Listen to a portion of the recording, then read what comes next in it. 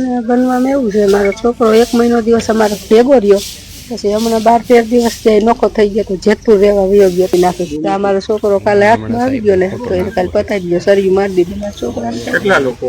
તો નમસ્કાર મિત્રો, ગુજરાતના સૌથી મોટા સમાચાર મળી રહ્યા છે. મિત્રો સમાચારમાં મિત્રો આગળ વાત કરતા હતા, તમને ખબર છે કે રાજકોટ જિલ્લાના એક જેતપુર ગામ છે, જેતપુર નજીક પારડી ગામ છે, જ્યાં યુવકની ખુલ્લેઆમ હત્યા કરી દેવામાં આવી છે. હત્યા પાછળનું કારણ માત્ર ને માત્ર લવ મેરેજ છે. જે છોકરીને લઈને આવ્યો તો આ છોકરો, સમગ્ર ઘટનાની મમ્મી પાસેથી જાણશું શું છે વિગતવાર આવો જાણીએ.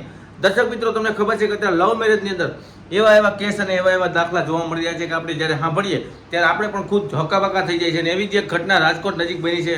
આમ તો રાજકોટ જિલ્લાનું જેતપુર ગામ જે છે તમે જાણતા હશો, જેતપુર ગામ નજીક આ એક માતાની વેદના છે કે ભાઈ મારો એક ને એક દીકરો હતો, એને આ લોકોએ છરી ભરાઈ દીધી અને આવું કરી નાખ્યું છે. તો આ કેટલી હદે કેટલું કહેવાય, વિચાર કરો તમે. એ લોકોનો દાવા પ્રમાણે જે છોકરી છે બીજે સાસરે હતી અને 5 વર્ષનો છોકરો મૂકી અને આવી હતી, અને પછી આ છોકરો એને કંઈક લઈ આવ્યો હતો ને એવું બધું હતું. એના મમ્મીને મોઢે જ આપણે બધું સાંભળશું. પણ બહુ મોટી વાત કહેવાય કે એનો એક ને એક દીકરો જો હોયો ગયો હોય, એનો એકનો એક લાડ અને હીરો ખોવાઈ ગયો હોય, તો આ દુનિયાની અંદર કાયદો કાનૂન શું કરે છે કાંઈ ખબર નહીં પડતી. મિત્રો ખરેખર વિચારવા જેવી વાત છે. કાયદાનું કામ સારું જ કરે છે, આપણે કાયદાનું એવું નથી કહેતા, પરંતુ એક વાત જે છે એ બહુ વિચારવા જેવી છે કે નોર્મલ વસ્તુ જ્યારે લવ મેરેજ કરે છે ત્યારે નાના વાતમાં આ લોકો આવી રીતે કરી નાખે તો એ કેવું કહેવાય, વિચારો. અને મા બાપ ઉપર કેવી વીતતી છે. તો એનો આખો ઇતિહાસ છે, સાંભળો તમે. એની મમ્મી શું કહે છે સાંભળો. બનવામાં એવું છે, મારો છોકરો 1 મહિનો દિવસ અમારો ભેગો રહ્યો, પછી હમણાં 12-13 દિવસ જાય નોખો થઈ ગયો તો જેતપુર રહેવા વયો ગયો હતો.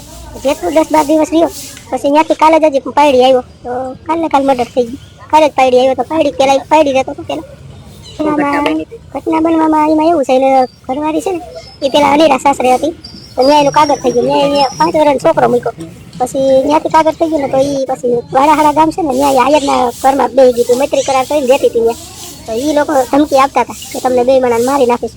તો અમારો છોકરો કાલે હાથમાં આવી ગયો ને તો એને કાલે પતાવી ગયો, શરીર મારી દીધું મારા છોકરાને. કેટલા લોકો?